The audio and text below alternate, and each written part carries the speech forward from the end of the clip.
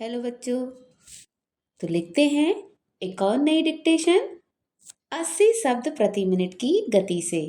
Ready, start. महोदय, शिक्षा का अर्थ सीखना ही नहीं, सिखाना भी है। चाहे किसी भी तरीके से शिक्षा दी जाए, विद्यार्थी को कुछ ना कुछ प्रयत्न करना ही पड़ता है। परंतु पहले स्विट्जरलैंड के प्रसिद्ध शिक्षा शास्त्री पेस्टालाजी ने ही स्वशिक्षण कार्य द्वारा शिक्षण के सिद्धांत को शिक्षा प्रणाली में प्रतिष्ठित किया। फिर भी अभी तक शिक्षालय और शिक्षक इस बात को अच्छी तरह नहीं समझ पाए हैं कि शिक्षा प्राप्ति का अर्थ विद्यार्थी को किताबें रटा देना नहीं, बल्कि उसमें स्वयं विद्या अध्ययन या शिक्षा का भाव पैदा करना है। वास्तविक शिक्षा वह है जिसमें विद्यार्थी अपने से सीखने या पढ़ने का प्रयत्न करता है और शिक्षक केवल उसका पथ प्रदर्शन और सहायता प्रदान करता है। कार्य द्वारा शिक्षा देने का यह अर्थ नहीं है कि उसमें पुस्तकों का कोई स्थान ही नहीं। कुछ बुनियादी स्कूलों के शिक्षकों को यही भ्रम हो गया है कि बुनियादी स्कूलों में किताबी पढ़ाई की कोई आवश्यकता ही नहीं और विद्यार्थियों को केवल काम करना और खेलना चाहिए। परंतु यह बात ठीक नहीं है। विद्यार्थी का पथ प्रदर्शन करना और उससे ऐसा काम कराना जो शिक्षाप्रद हो बहुत आवश्यक है। काम के 4 प्रकार हैं: क्रीड़ा, खेल कूद, शौकिया काम और वास्तविक काम। क्रीड़ा एक स्वाभाविक चीज है। प्रत्येक बच्चा क्रीड़ा करता है। बच्चे के क्रीड़ा करने के या खेलने के तरीके और साधन भी तरह तरह के होते हैं। वह लकड़ी के एक टुकड़े को घोड़ा बना सकता है या कागज के एक टुकड़े को फूल मान लेता है। कभी वह अध्यापक बनता है तो कभी सिपाही, और उसको इसी में आनंद आता है।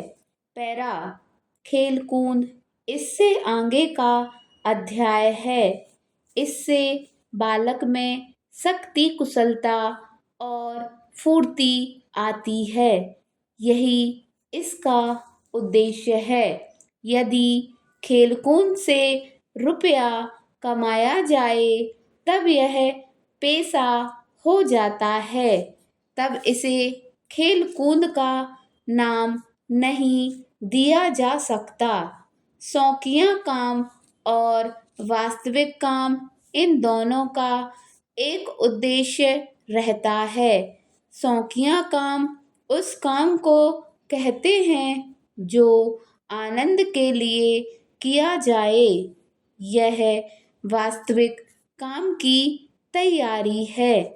काम शिक्षा का सबसे महत्वपूर्ण साधन है, पर प्रत्येक काम शिक्षाप्रद नहीं होता। उसी काम को शिक्षाप्रद काम कहा जाता है जिससे बच्चे के मस्तिष्क का विकास हो और उसका चरित्र और व्यक्तित्व बने। जब तक कि शारीरिक काम के साथ साथ मानसिक काम न हो यंत्रवत जो काम किया जाए या जिस काम का कार्यकर्ता के मानसिक जीवन से कोई संबंध नहीं है, वह कभी शिक्षाप्रद नहीं हो सकता।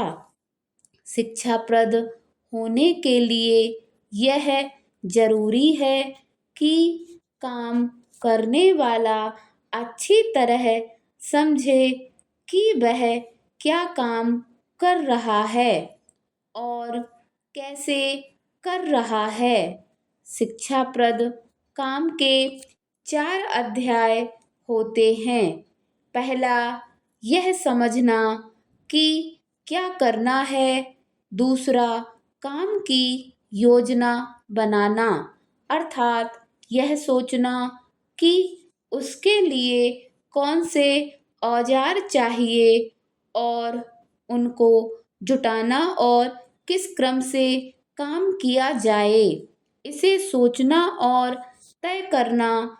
तीसरा अध्याय काम को करना है और चौथा अध्याय काम के बाद उसको परखना और यह देखना है कि उसमें कितनी सफलता मिली है और कितनी कोर कसर रह गई है। स्पष्ट है, तीसरे कार्य को छोड़कर ऊपर की सब क्रियाएं मानसिक क्रियाएं हैं। इससे स्थिति को समझने की, सोचने और योजना बनाकर उसके अनुसार काम करने की क्षमता विकसित होती है। सोचने या विचार करने की क्रिया का मानसिक विकास में बड़ा महत्व है। इसलिए इस बात का प्रबंध करना चाहिए कि शिक्षालयों में विद्यार्थी को सोचने या समझने की शक्ति विकसित हो।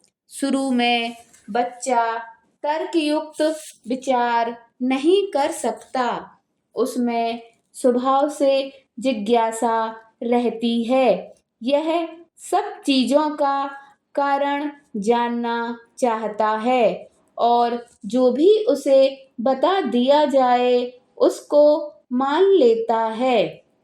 यह एक प्रकार का सोचना है। दूसरे प्रकार का सोचना वह है कि जिससे गणित में संबंध पड़ता है। बच्चा शुद्ध में ठोस बातों को समझता है। ऐसे विचार जिनका कोई ठोस रूप नहीं है उसे सरलता से समझ में नहीं आते। इसलिए ऐसी क्रियाओं और पढ़ाई की व्यवस्था होनी चाहिए जिससे उसमें क्रमशः सोचने विचारने की शक्ति उदय हो। पुराने ढंग के स्कूलों में विद्यार्थियों को अनेक विषयों का ज्ञान कराया जाता है।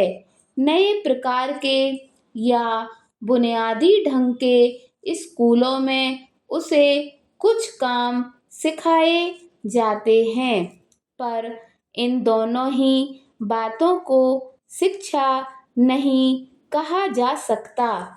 ज्ञान 2 प्रकार का होता है।